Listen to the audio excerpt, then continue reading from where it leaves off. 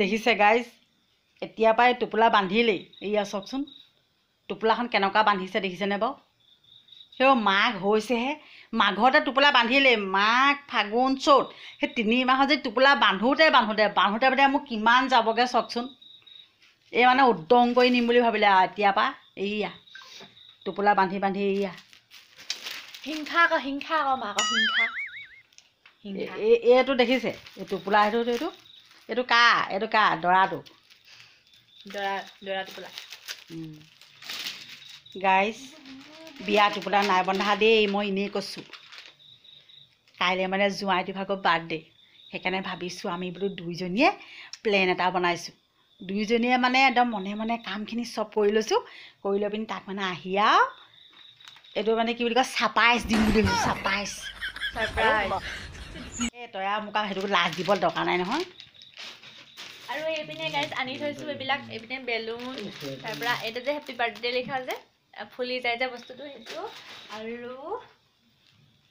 এইখিনি ডেক'ৰেশ্যনৰ কাৰণে এইখিনি আনি থৈছোঁ আমি কি ৰেচন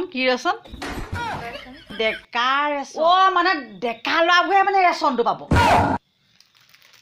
ঐ দাদা এজনী ডাকচনাত দি দিবি ডাকচনাত এজনী একো বুজি নাপায় তইহে কৈছ ডেকা ৰেচন বুলি কৈছ এই ডেকা ৰেচন মানে সেই ডেকা ল'ৰাই ৰেচন পায় কি বুঢ়ী মানুহে নাপায় নেকি সেইটো সজোৱা বুলি ক'ম এতিয়া তোক সজোৱা বুলি ক'ব লাগিব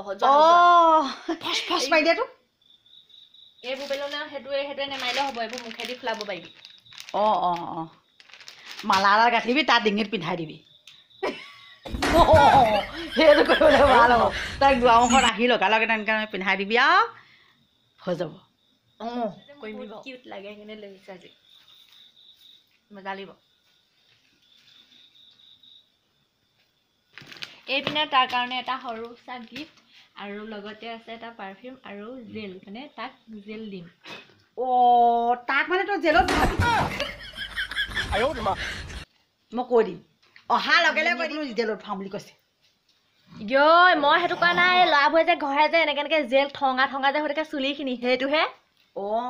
সেই বুলি কবি আকৌ বুজাই দিবি আকৌ কথাটো নুবুজাকে কথা নকবি আকৌ তই যিখন ইজনী আমাৰ বেলেগ হাৰামিও একদম টোপোলা বনাত থাকে 1 নম্বৰ টোপোলা বনাত গম পাইছেনে হাৰামি আছে আমাৰ এই বেলেগ ভাল মোৰ ছোৱালীজনী একদম বেলেগ ভাল মানে কৈছোঁ নহয় নামটোৱে দাং কাটি আকৌ কিন্তু বৰ ভাল দেই ছোৱালীজনী আমাৰ বেয়া নহয় মই সেইকাৰণে বৰ ভাল পাওঁ মোৰ ছোৱালীজনীক সাংঘাতিক আছে কি ভাবিছে কথা একো ক'বই নোৱাৰে একদম জাংখাৰ আমাৰ এই একদম কথা ক'লে মানে খুব বুজি পায় নহয় বেলেগ বুজি পায়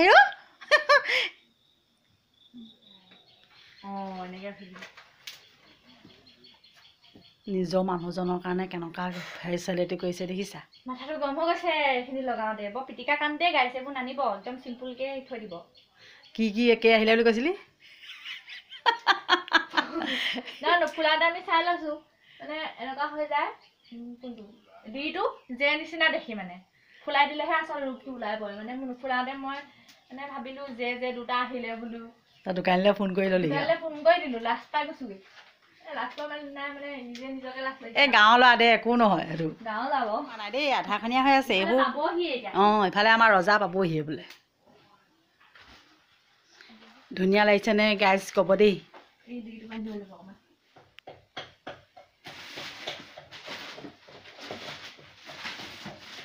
জোঁৱাইকৰ কাৰণে একদম মৰিব পাৰে আৰু একেবাৰে পায়সো বনাই থৈছে একেবাৰে তাৰমানে আহিলে মুখ মিঠা বুলি কয় যে মুখ মিঠা কৰিব মুখ মিঠা এইয়া এইফালে মই পায়স অকণমান বনাই আছোঁ উতলিছে আৰু দেই কাৰ কাৰণে পায়স ৰাইজ চাব দেই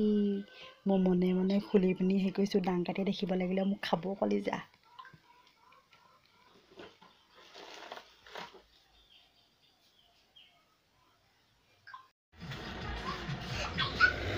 গাইজ মাৰ ব্লগটোত মই মানে ভইচ দিবলৈ আহি গ'লোঁ কাৰণ মায়ে অলপ চলপ ভয় কৰে মানে পিনে ইহঁতিও পালেহি দৰা গাড়ীত একদম অহা নিচিনাকে এয়া আমালে মিঠাই লৈ আহিছে দেই বাৰ্থডে বুলি মানে তাৰ ফালৰ পৰা আৰু এইজন আকৌ মোৰ দেওৰ মানে মোৰ মাৰ জোঁৱাই সৰু জোঁৱাই আৰু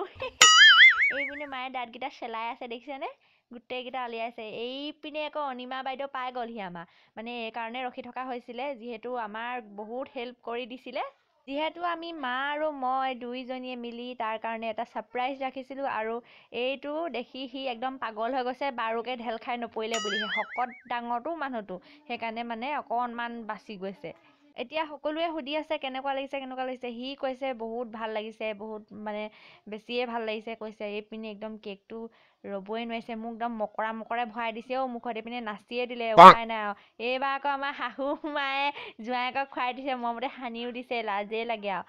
এইপিনে যে সৰু জোঁৱাই সানি দিছে গালত তেনেকৈ আৰু আমি একদম ফুল এনজয় কৰিলোঁ আৰু আপোনালোকেতো দেখিছিলে আমি আগদিনাখন পেকিং কৰি আছিলোঁ তাৰ কাৰণে সৰু সুৰা কিবা এটা আনিছোঁ মা আৰু মোৰ ফালৰ পৰা তাকে মই দিলোঁ মায়ে ভিডিঅ' কৰি থ'লে মই গমেই নাপালোঁ আৰু এইপিনে মা আহি গ'ল একদম ভোজনাস্থলীলৈ মানে আমাৰ দেউতাই আকৌ মাংস বনাই আছে মৰমৰ জোঁৱাইৰ কাৰণে ধুনীয়াকৈ পিঁয়াজখিনি দি লৈছে আৰু প্ৰথমতে তাৰপিছতে একদম মাংসখিনি ঢালি দিব আৰু আমি টেষ্টিকৈ খাই দিম এইপিনে পটেশ্বৰীয়ে মুখেৰে কি বকবকাই আছে ময়ো নাজানো কিন্তু এই দেউতাই মাংসখিনি যে দিয়া দেখিছোঁ তাকেই ভাল লাগিছে তেতিয়াহ'লে আজিলৈ এই ব্লগটো সামৰণি মাৰিছোঁ পুনৰ এটা ব্লগৰ সৈতে লগ পোৱাৰ আশাৰে আপোনালোকক সকলোকে বাই বাই